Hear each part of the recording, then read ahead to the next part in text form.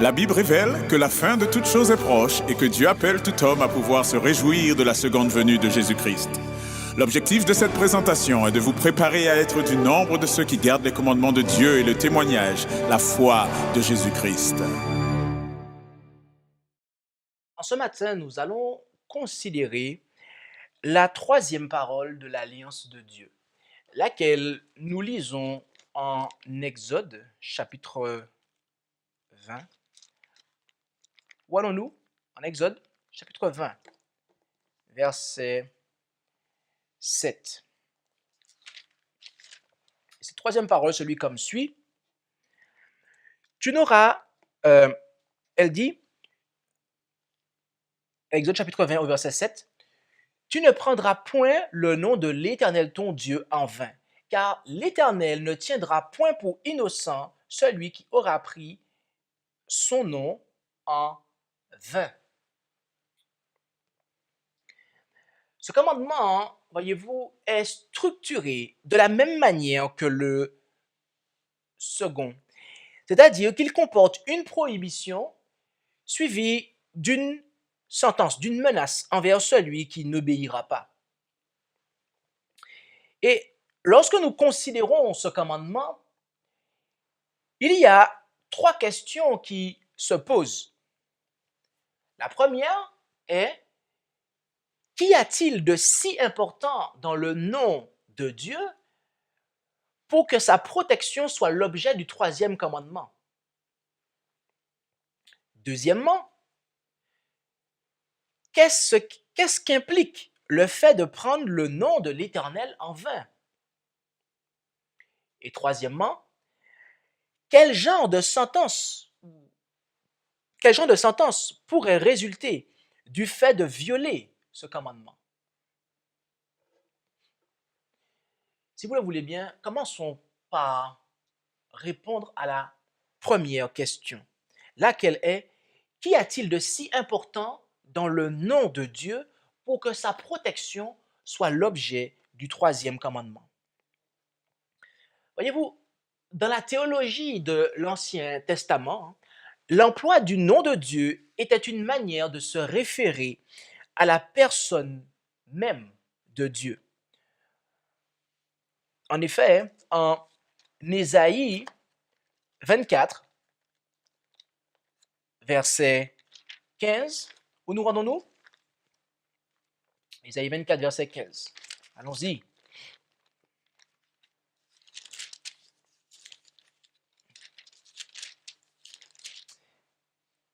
Là, nous lisons, glorifiez donc l'Éternel au lieu où naît la lumière. Glorifiez le nom de l'Éternel, le Dieu d'Israël, dans les îles de la mer. Ici, nous voyons que glorifier le nom de l'Éternel signifie simplement de glorifier l'Éternel. En Ésaïe 30, versets 27 et 28 maintenant. Rendons-nous en Ésaïe 30, versets 27 et 28.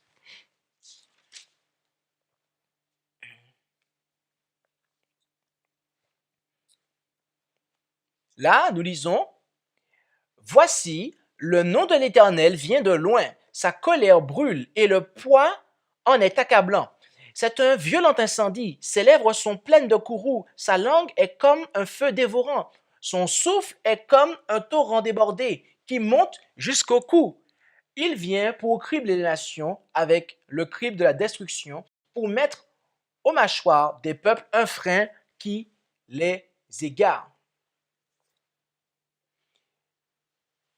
Dans ces versets, nous voyons que la venue du nom de l'Éternel signifie la venue de l'Éternel. En Proverbe 18, verset 10, considérons ce passage maintenant. Où allons-nous? Proverbe 18, verset 10, c'est exact.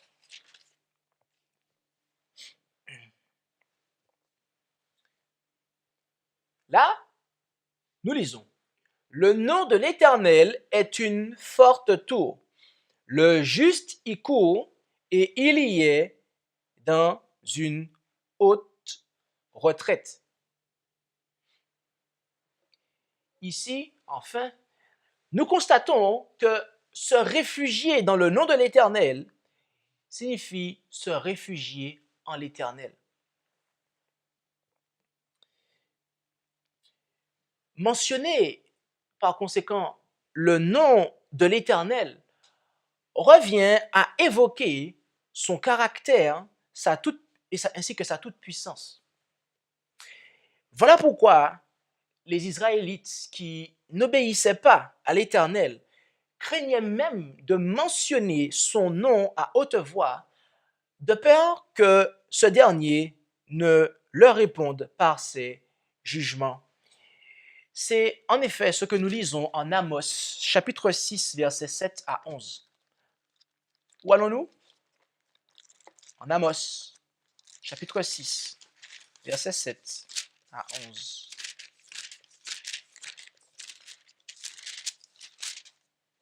Amos, chapitre 6, versets 7 à 11.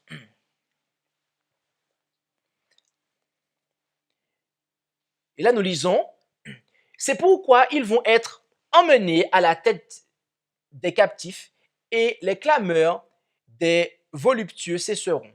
Le Seigneur l'Éternel l'a juré par lui-même, dit l'Éternel, le Dieu des armées. Je déteste l'orgueil de Jacob et je hais ses palais. Je livrerai la ville et ce qu'elle contient. Que s'il reste 10 hommes dans une maison, ils mourront aussi. Et le proche parent d'un mort et celui qui doit le brûler le prendra pour emporter les eaux hors de la maison, et il dira à celui qui est au fond de la maison, y a-t-il encore quelqu'un auprès de toi? Et il répondra, il n'y en a plus. Puis, et faites bien attention, il dira, silence, ce n'est pas le moment de prononcer le nom de l'Éternel. Car voici, l'Éternel donne ses ordres et il fera tomber la grande maison en ruine et la petite maison en débris. Ainsi, lorsque nous lisons ces versets, il est donc clair que dans la pensée hébraïque, le fait de prononcer le nom de l'Éternel revient à évoquer son caractère ainsi que sa toute-puissance. Mais il y a plus encore. L'Éternel est le Dieu vivant. Amen. Et c'est la raison pour laquelle son nom est impliqué dans des serments tels que celui que nous lisons en 2 Samuel, chapitre 2, verset 27. Où allons-nous à présent? En 2 Samuel, chapitre 2, verset 27.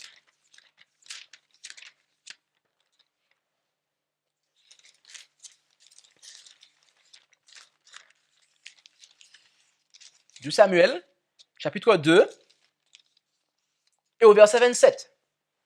Et là, nous lisons, et Joab dit, Dieu est vivant. Si tu n'eusses parlé, dès le matin déjà, le peuple se serait retiré, chacun de la poursuite de son frère.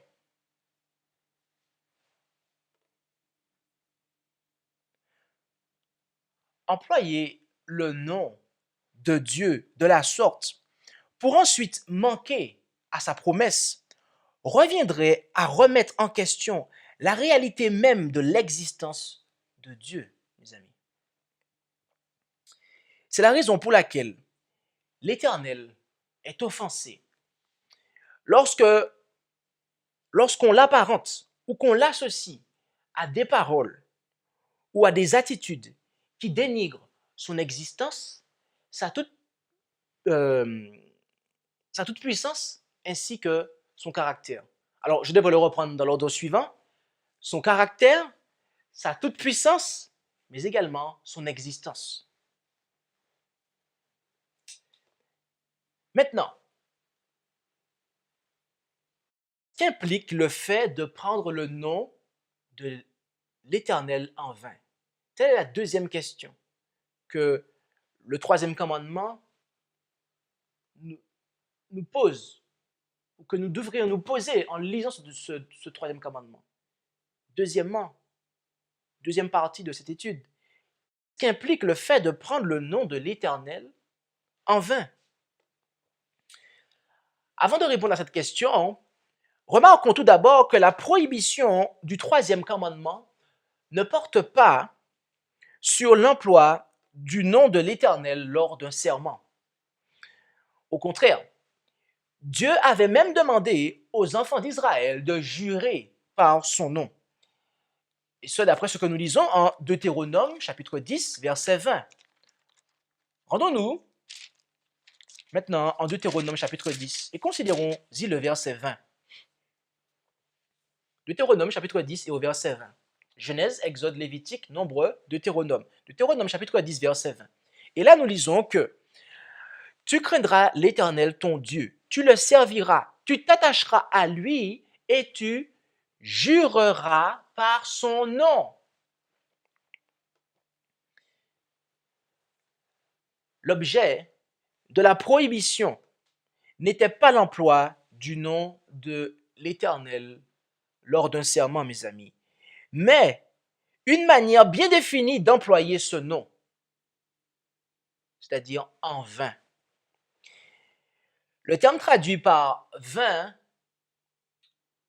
en Exode 20, verset 7, vient du nom hébreu shav, lequel peut signifier vanité, futilité, fausseté, ainsi que iniquité.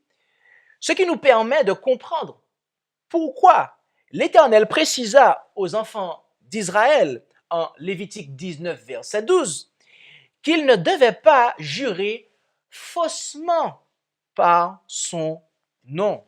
Considérons cela, s'il vous plaît, en Lévitique chapitre 19, verset 12. Genèse, Exode, Lévitique, chapitre 19 et au verset 12. Lévitique 19, verset 12, où nous lisons « Vous ne jurerez point faussement par mon nom, car tu profanerais le nom de ton Dieu. Je suis l'Éternel. » conclut-il. Mes amis, c'est sous serment que Jésus confirma aux dirigeants juifs qu'il était le Fils de Dieu, d'après ce que nous lisons en Matthieu 26, versets 63 et 64. Où allons-nous à présent? En Matthieu 26, versets 63 et 64. C'est exact. Et là nous lisons en Matthieu 26, versets 63 et 64. Mais Jésus se tut. Alors le souverain sacrificateur, prenant la parole, lui dit, « Je t'adjure. » Autrement dit, il le place sous serment. Et il lui demande de jurer. Donc, de parler sous serment. « Je t'adjure, par le Dieu vivant, de nous dire si tu es le Christ, le Fils de Dieu. » Verset 64.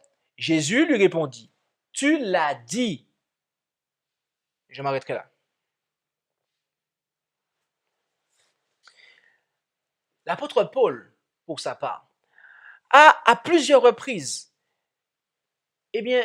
invoqué Dieu, le Père, ainsi que le Seigneur Jésus-Christ comme témoin pour attester que ce qu'il avait dit était la vérité. Nous pouvons lire cela en 2 Corinthiens, chapitre 11, verset 31. 2 Corinthiens, chapitre 11, verset 31. 2 Corinthiens, chapitre 11, verset 31. Et là, nous lisons « Dieu, qui est le Père de notre Seigneur Jésus-Christ, et qui est béni éternellement, sait que je ne mens point. » Et je vous invite à comparer à ce texte-là 2 Corinthiens chapitre 11, verset 23, ainsi que 1 Thessaloniciens chapitre 5, verset 27. Ainsi, le troisième commandement ne proscrit pas le serment fait de manière solennelle au nom de l'Éternel, mais bel et bien le parjure, c'est-à-dire le fait de jurer faussement lorsque l'on est placé sous serment ou lorsque l'on se place soi-même sous serment. Mais alors, pourquoi Jésus interdisait-il à ses auditeurs de parler sous serment en Matthieu 5? Rendons-nous dans ce passage, c'est-à-dire en Matthieu 5, du verset 33, lisons du verset 33 jusqu'au verset 37. Matthieu, chapitre 5, et considérons les versets 33 à 37, très exactement. L'évangile selon Matthieu, chapitre 5, et lisons du verset 33 jusqu'au verset 37. Vous avez encore entendu qu'il a été dit aux anciens, tu ne te parjureras point, mais tu garderas tes serments envers le Seigneur. Mais moi, je vous dis, ne jurez point du tout, ni par le ciel, car c'est le trône de Dieu, ni par la terre, car c'est le marchepied de ses pieds, ni par Jérusalem, car c'est la ville du grand roi. Ne jure pas non plus par ta tête, car tu ne peux faire devenir un seul cheveu blanc ou noir, mais que votre parole soit oui, oui, non, non. Ce qu'on dit de plus vient du malin.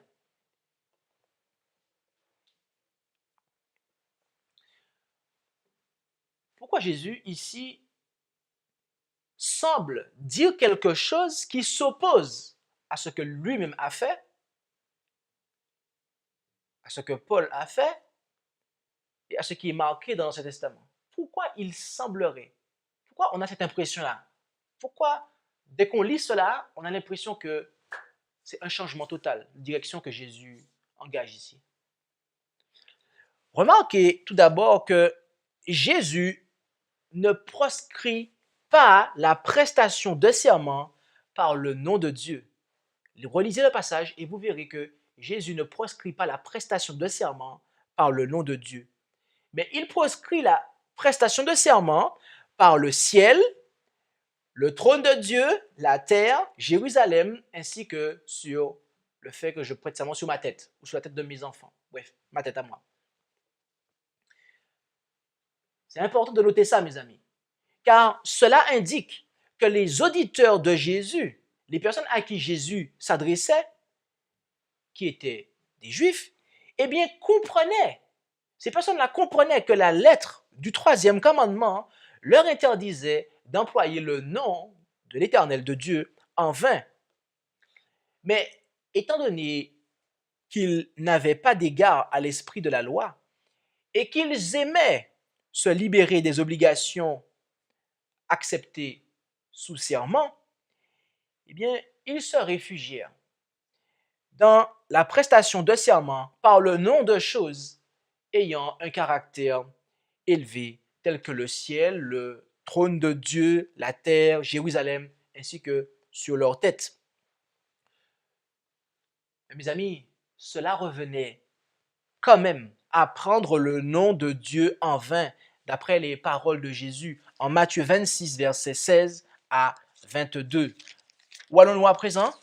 Matthieu 26, verset 16 jusqu'au verset 22.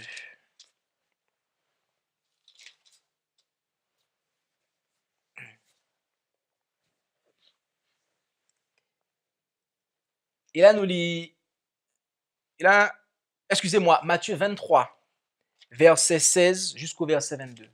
Matthieu 23, Matthieu 23, verset 16 jusqu'au verset 22. Matthieu 23, verset 16 jusqu'au verset 22. L'évangile selon Matthieu, chapitre 23, verset 16 jusqu'au verset 22. Et là, nous lisons. Et celui qui... alors, verset 16. Malheur à vous, conducteurs aveugles, qui dites, si quelqu'un jure par le temple, cela n'est rien. Mais celui qui aura juré par l'or du temple est lié. Insensé et aveugle, lequel est le plus grand? L'or ou le temple qui rend cet or sacré? Et si quelqu'un, dites-vous, a juré par l'autel, cela n'est rien. Mais s'il a juré par le don qui est sur l'autel, il est lié. Insensé et aveugle, car lequel est le plus grand? Le don ou l'autel qui rend le don sacré? Celui donc qui jure par l'autel, oui, jure par l'autel et par tout ce qui est dessus. Et celui qui jure par le temple et par celui qui y habite. Et celui qui jure par le ciel, jure par le trône de Dieu et par celui qui est assis dessus. Donc, vous voyez mes amis, ici, les Juifs, ils prêtaient serment, sur des choses sur lesquelles ils disaient qu'ils n'étaient pas liés. Ça veut dire que si tu prêtes serment là-dessus, bon, c'était quelque chose qui était assez élevé, mais tu n'étais pas lié en fait de le faire. Et c'était justement ça, pour ne pas être lié, qu'ils prêtaient serment sur des choses qui, selon eux, ne les liaient pas. Mais ici, Jésus leur explique que, étant donné que Dieu est au-dessus, en fait, vous êtes en train de prendre le nom de Dieu en vain, en fait. Vous voyez comment ils avaient l'esprit tordu? Vous voyez comment leur logique était tordue? Tout ça pour se dégager des obligations dans lesquelles ils s'engageaient lorsqu'ils prêtaient serment. Ils n'avaient vraiment pas ils ne comprenaient pas l'esprit de la loi, mes amis. Ainsi, nous prenons le nom de Dieu en vain lorsque nous, premièrement, prêtons faussement serment par le nom de Dieu ou par des substituts.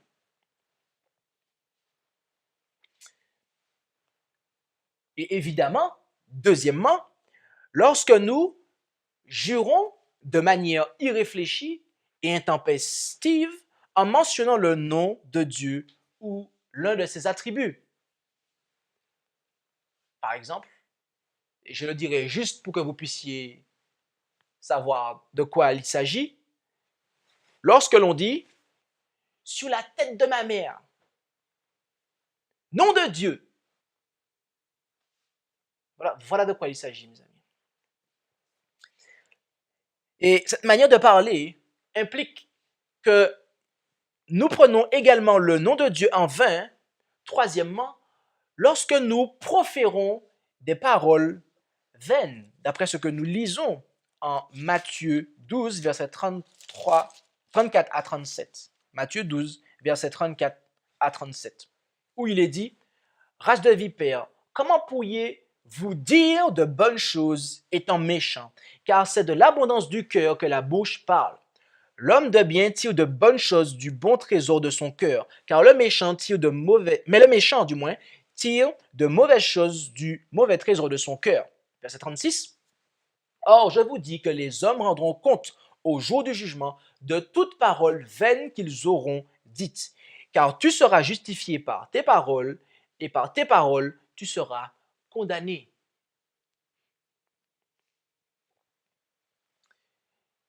Mes amis, j'irai même plus loin, nous devons faire attention à ne pas dire des paroles inutiles, mais nous devons également avoir un discours utile. Et il y a plus que ça, mes amis. Prendre le nom de Dieu en vain, on doit même faire attention lorsque l'on prie. L'esprit de prophétie, je n'ai pas pris la citation, mais nous précise que lorsque l'on répète trop de fois dans une prière, Seigneur, Seigneur, Seigneur, Seigneur, Seigneur, cela s'assimile à prendre le nom de Dieu en vain. On doit faire attention, mes amis, même à cela. Si vous ne le saviez pas, Je pense que Dieu vous, Dieu, Dieu ne tient pas compte de ce temps d'ignorance. Mais lorsque vous apprenez cela, mes amis, nous devons vraiment prendre soin de ne pas, eh bien, le prendre en vain de cette manière. Cela est assez, ce que je viens de dire est assez euh, proche de la lettre de la loi. Mais là, nous allons repartir sur des points qui vont vraiment rentrer dans l'esprit de la loi. Nous prenons le nom de Dieu en vain. Quatrièmement, lorsque nous employons le nom de Dieu pour accomplir des projets iniques. Psaume 139, verset 20 nous le dit. Psaume 139, verset 20.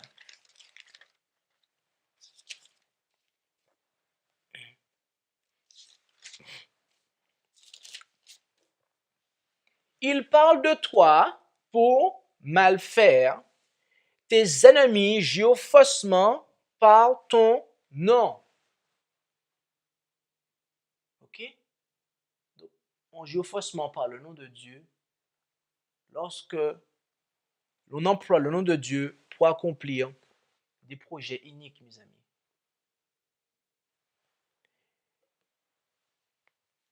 Nous prenons le nom de Dieu en vain lorsque nous, cinquièmement, professons le nom du Christ tout en ayant une vie opposée à cette profession.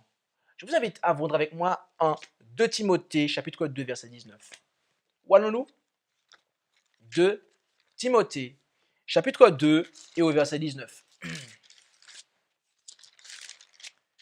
2 Timothée, chapitre 2 et au verset 19. Et la deuxième partie du verset nous dit quoi?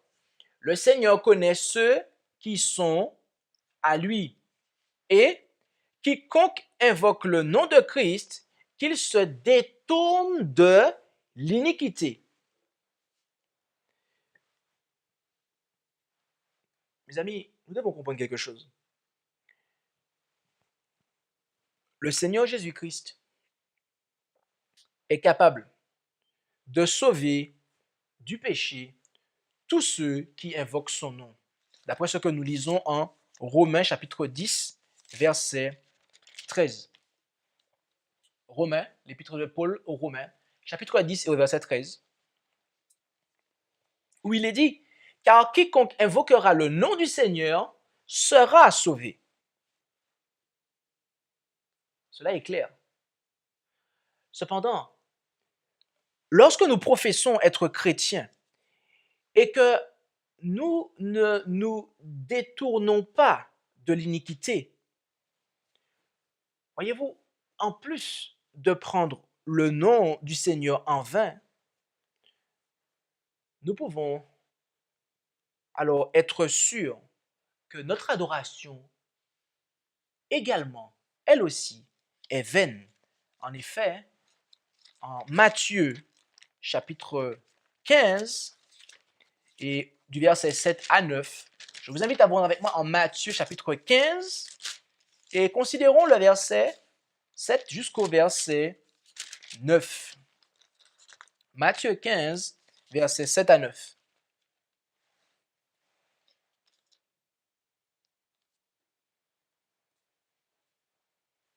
Où nous lisons, hypocrite, Ésaïe a bien prophétisé à votre sujet lorsqu'il a dit, ce peuple s'approche de moi de la bouche et m'honore des lèvres, mais leur cœur est bien éloigné de moi.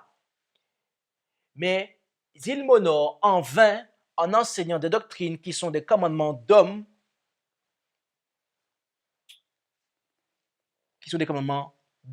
devrais-je terminer, parce que le verset s'arrête ici. C'est grave, mes amis, d'avoir une religion qui est vaine. Tout ça parce que nous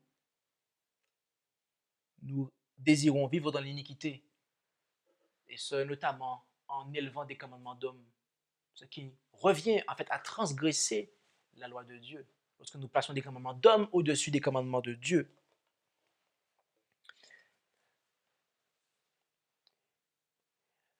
Comme nous l'avons vu durant la première partie de cette étude, le nom de l'Éternel se réfère à sa personne, ainsi qu'à tout ce qu'il a révélé de lui-même. Par conséquent, nous prenons son nom en vain lorsque, sixièmement, nous profanons ou tournons en dérision l'une des choses par lesquelles Dieu se révèle, comme sa parole.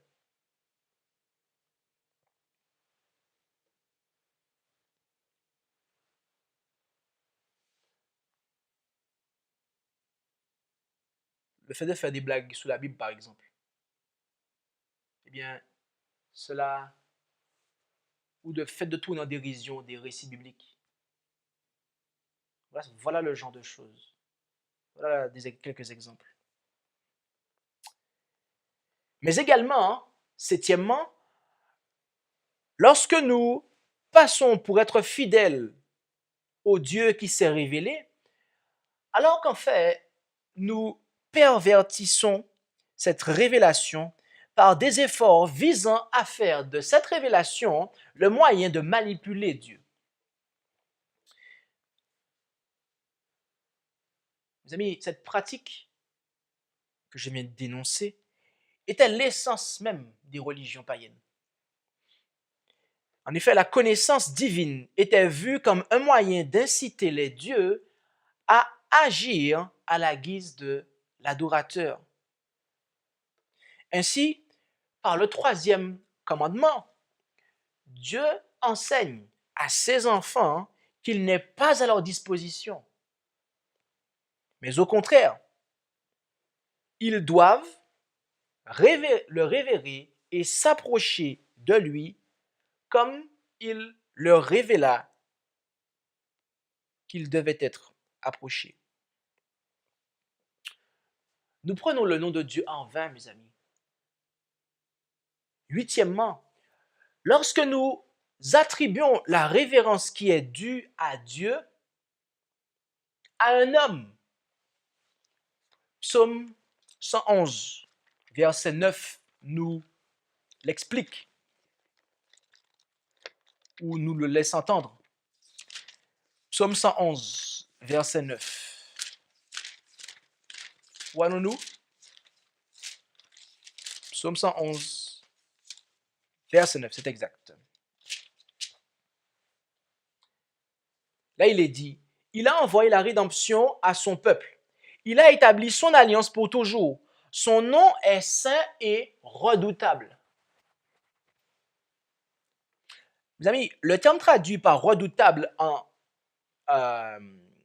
ici, dans ce verset, eh bien, vient du verbe hébreu yaré, lequel peut signifier craindre,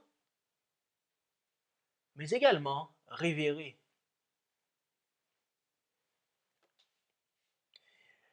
Les croyants qui appellent des mortels mon révérend, des leaders religieux qui se font appeler révérend, révérend un tel, révérend Watson, révérend Charlemagne, révérend, enfin bref, tout ce que vous voulez, révérend. Ce qualificatif-là, mes amis,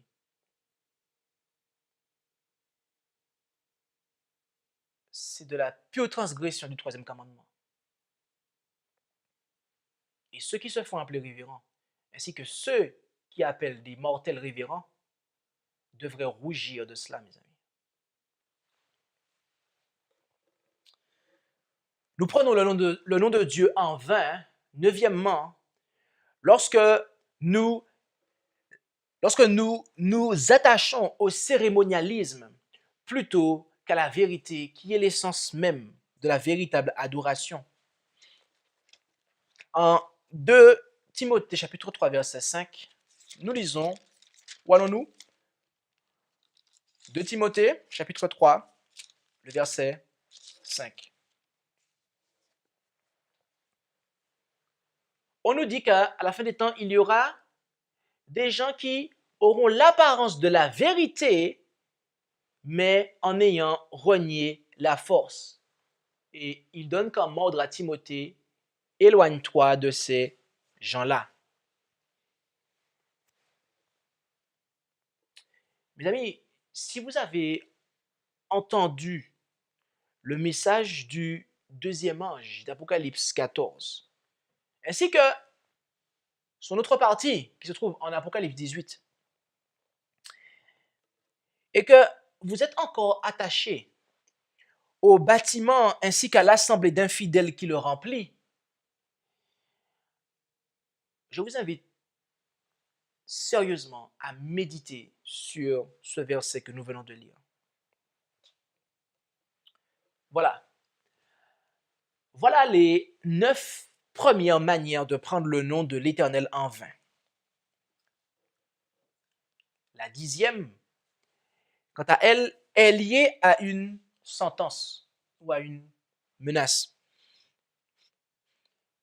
Il est donc temps pour nous, le temps est donc venu pour nous de nous poser la question et d'entrer dans la 3e partie de notre étude. Quel genre de sentence pourrait résulter du fait de violer ce commandement? En constatant l'absence d'effet immédiat, le pécheur pourrait penser qu'il n'y a aucun mal à prendre le nom de l'Éternel en vain et que ce dernier ne l'appellera jamais à rendre des comptes pour cette transgression. Mais contrairement à l'espérance du pécheur, le commandement nous précise que l'Éternel ne tiendra point pour innocent celui qui aura pris son nom en vain.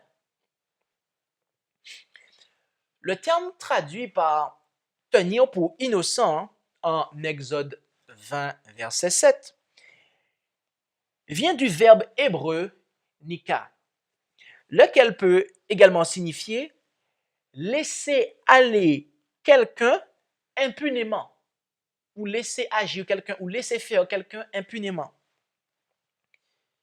Mes amis,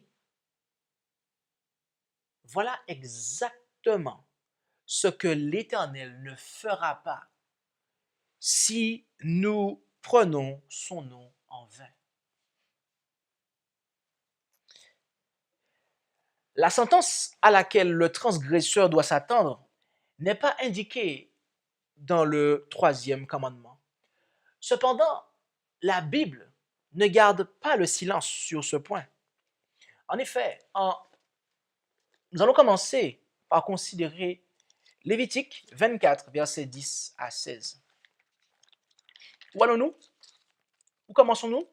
En Lévitique 24, versets 10 à 16.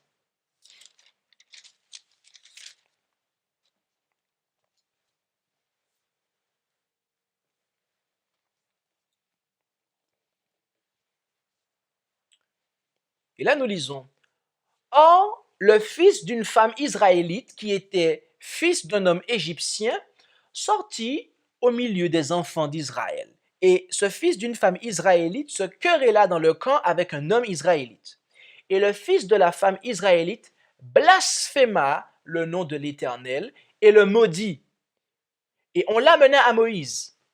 Or, sa mère s'appelait Shélomith, fille de d'Ibri, de la tribu de Dan. Et on le mit en prison jusqu'à ce qu'il y eût décision selon l'ordre de l'Éternel. Or l'Éternel parla à Moïse en disant, « Fais sortir du camp celui qui a maudit, et que tous ceux qui l'ont entendu posent leurs mains sur sa tête, et toute l'assemblée le lapidera. Et parle aux enfants d'Israël, et dis-leur, quiconque maudira son Dieu portera la peine de son péché. Et celui qui blasphémera le nom de l'Éternel sera puni de mort. Toute l'assemblée le lapidera, aussi bien l'étranger que celui qui est né au pays. Quand il blasphémera le nom de l'Éternel, il sera mis à mort.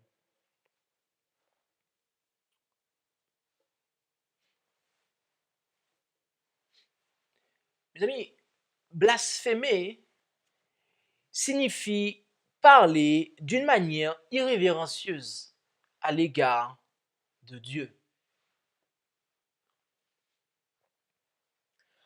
En Apocalypse 13, versets 1, 5 et 6, l'une des caractéristiques de la bête est le blasphème.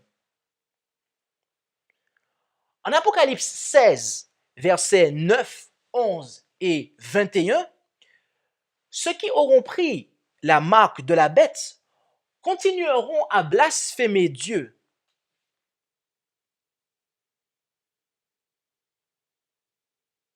Lors des plaies. Pourquoi? Pourquoi vont-ils continuer à blasphémer Dieu lors des plaies? C'est parce qu'en Apocalypse 22, verset 11, il est dit que celui qui est injuste soit encore injuste, que celui qui est souillé se souille encore, que celui qui est juste devienne plus juste encore, et que celui qui est saint se sanctifie encore davantage. Mes amis, si nous sommes encore des blasphémateurs, lorsque Jésus aura terminé son intercession dans le lieu très saint du sanctuaire céleste, sachons alors que nous continuerons à blasphémer le nom de l'Éternel, à prendre le nom de l'Éternel en vain, dans la souffrance des plaies qui s'abattront sur nous.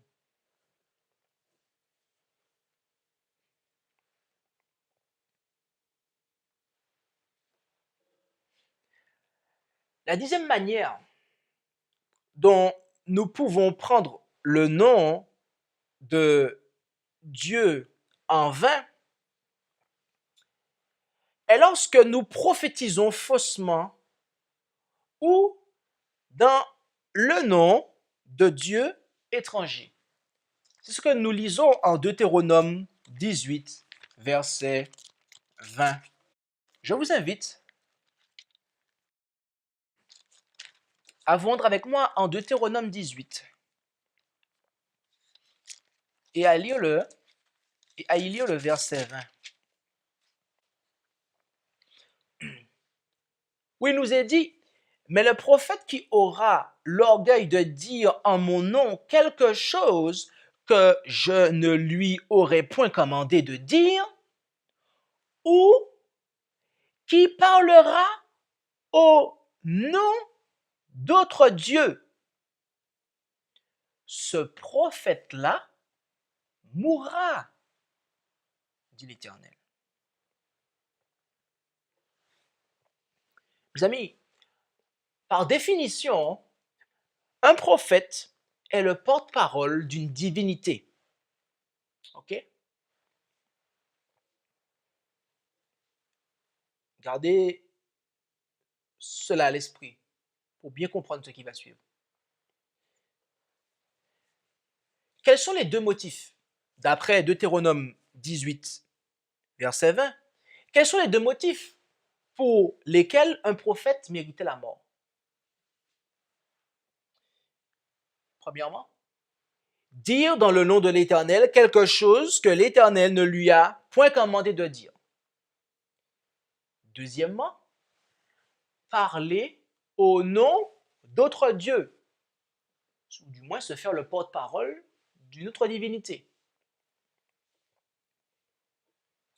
Voilà, mes amis, quels sont les deux motifs pour lesquels un prophète méritait, mais mérite toujours la mort, mes amis. Et vous allez comprendre.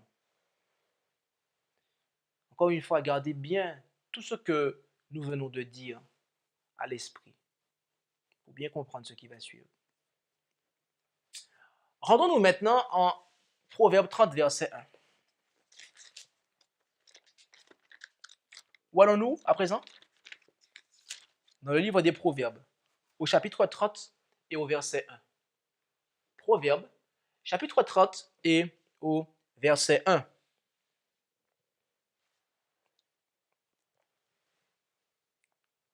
Et là, nous lisons: Parole d'Agur, fils de Jaquet, sentence que cet homme prophétisa pour Itiel et Ucal. Arrêtons-nous ici un instant. Le terme traduit par sentence dans ce verset vient du nom hébreu Massa, lequel a pour sens oracle. Et mes amis, voyez-vous, un oracle est un genre de discours prophétique. Et donc, c'est dire combien les paroles qu'Agur prononça dans tout le chapitre 30 du Proverbe, dans les versets qui vont suivre, eh bien, c'est dire combien toutes les paroles qu'il va prononcer sont inspirées. Alors, poursuivons notre lecture de ces paroles inspirées. Certainement, je suis le plus borné de tous les hommes. Je n'ai pas l'intelligence d'un homme. Je n'ai pas appris la sagesse et je n'ai pas la connaissance de ce qui est saint. Verset 4. Qui est monté aux cieux? Ou qui en est descendu? Qui a assemblé le vent dans ses mains? Qui a serré les eaux dans sa robe? Qui a dressé toutes les bornes de la terre? Quel est son nom? Et quel est le nom de son fils? Le sais-tu? Versets 5 et 6 à présent. Prêtez bien attention à ce qui suit. Toute la parole de Dieu est épurée. Il est un bouclier pour ceux qui ont en lui leur refuge. N'ajoute rien à ces paroles, de peur qu'ils ne te reprennent et que tu ne sois trouvé menteur. Mes amis, notez qu'après avoir présenté les deux êtres, les deux seuls êtres, les deux seuls et uniques êtres qui étaient présents lors de la création du monde, c'est-à-dire Dieu le Père et son cher Fils, notre Seigneur et Sauveur Jésus-Christ, Agur nous assure que toute la parole de Dieu est épurée, c'est-à-dire qu'elle est digne de foi. Mais ce n'est pas tout. Il nous demande ensuite de ne rien y ajouter, de peur d'être trouvé menteur.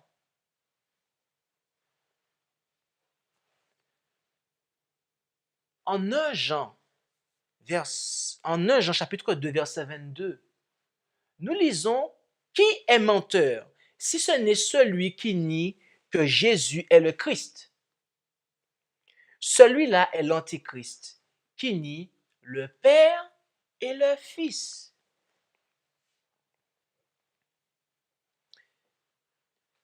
Mes amis, ceux qui enseignent qu'il y avait trois êtres présents lors de la création du monde sont en train d'ajouter aux paroles de Dieu. Et ces personnes-là sont trouvées menteurs. Ceux qui prophétisent de la sorte courent un grave danger. Car, voyez-vous, ils se font les porte-parole d'une divinité étrangère. Et d'après vous, quelle sera la sentence pour ce genre de prophète? Serait-ce la mort? Mes amis, la véritable sentence pour les prophètes de la Trinité se trouve en Ézéchiel 13, verset 9. Où allons-nous à présent? Ézéchiel, chapitre 13, verset 9. Ézéchiel, chapitre 13, verset 9. Et lisons là quelle sera la véritable sentence pour les prophètes de la Trinité, mes amis. Pour ceux qui refuseront de se repentir, d'avoir été les porte-parole de cette divinité. Ézéchiel, chapitre 30, verset 9, mes amis. Ma main s'apesantira sur les prophètes qui ont des visions fausses et qui prononcent des oracles menteurs. Notez bien ce qui va suivre. Ils ne feront plus partie de l'assemblée de mon peuple. Ils ne seront plus inscrits sous les registres de la maison d'Israël. Ils n'entreront pas dans le pays d'Israël. Et vous saurez que je suis le Seigneur, l'Éternel. Ainsi, les porte-paroles des divinités étrangères, dont la Trinité en est la principale, eh bien, ne feront plus partie de l'assemblée du peuple de Dieu. Lorsque vous êtes le porte-parole, mes amis, d'une divinité étrangère, Dieu vous retire, Dieu ne vous considère pas comme étant dans son peuple.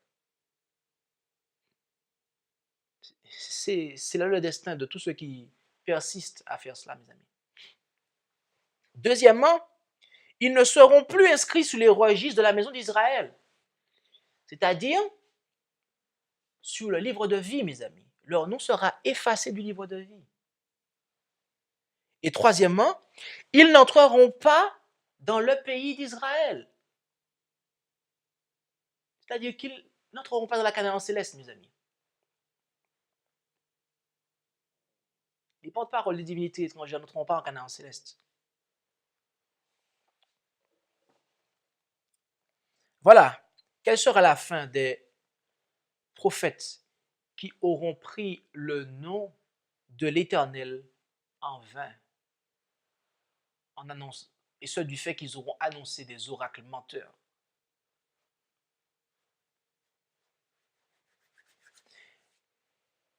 Mais quelle sera la fin? Quelle sera la fin de ceux qui auront observé le troisième commandement?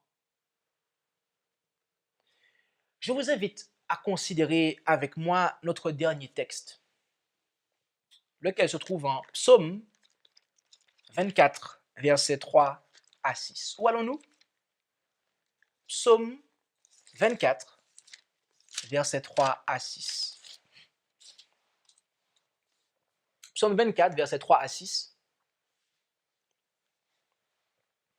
où nous lisons: qui pourra monter à la montagne de l'Éternel? Et qui se tiendra dans le lieu de sa sainteté? C'est l'homme qui a les mains nettes et le cœur pur, dont l'âme ne se porte pas vers la fausseté et qui ne jure pas pour tromper.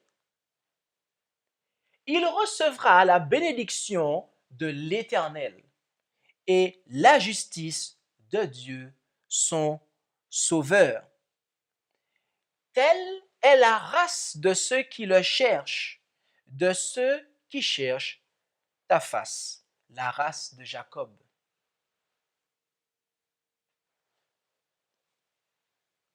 Et pour ces personnes-là, mes amis, nous comprenons qu'ils entreront dans la Canaan céleste, mes amis.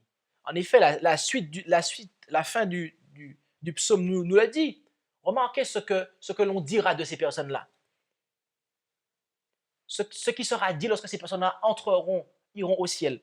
On leur dira: portes, élevez vos linteaux, haussez-vous, portes éternelles, et le roi de gloire entrera.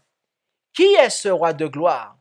L'Éternel, le fort, le puissant, l'Éternel puissant dans les combats. Portes, élevez vos linteaux, Élevez les portes éternelles, et le roi de gloire entrera. Qui est-il ce roi de gloire? L'Éternel des armées, c'est lui qui est le roi de gloire. Je vous ai dit que voilà ce qu'on dira lorsque ces gens rentreront. Sauf qu'ici, on nous parle que ces paroles-là sont dites lorsqu'il y a un roi qui rentre. Mes amis, en fait, ces paroles-là ont été dites au ciel lorsque Jésus-Christ est monté au ciel. C'est ce que les anges ont déclaré. Porte, élevez vos linteaux. Vous comprenez? Ça veut dire que lorsque nous observons le troisième commandement, mes amis, cela, nous avons l'assurance, mes amis, que l'œuvre que Jésus a accomplie, du fait qu'elle a été acceptée, notre obéissance aussi par Jésus sera acceptée. Notre obéissance du troisième commandement, elle aussi, sera acceptée. Et c'est pour cela que nous pourrons nous rendre à la montagne de l'Éternel et marcher dans le lieu de sa sainteté. En fait, nous suivrons Jésus. Et de ce fait, pour nous aussi, les portes seront ouvertes. Mes amis, nous avons tous besoin d'apprendre à révérer le nom de l'Éternel. Et je veux pouvoir révérer le nom du Père tous les jours de ma vie. Pas vous? Si oui, alors je vous invite à prier le Père de Jésus, notre Père, en lui demandant que son nom soit sanctifié dans nos vies. Car, voyez-vous, le premier élément de la prière modèle que Jésus nous donna, prière que nous appelons le Notre Père, eh bien, vise justement à nous amener en conformité avec le troisième commandement.